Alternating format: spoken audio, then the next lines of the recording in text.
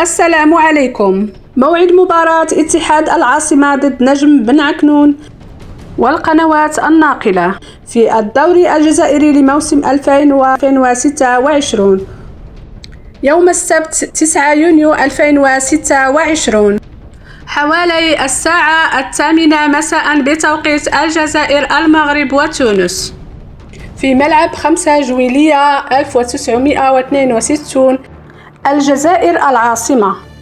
القنوات الناقلة: القناة الوطنية الجزائرية الأرضية، بروغرام ناسيونال.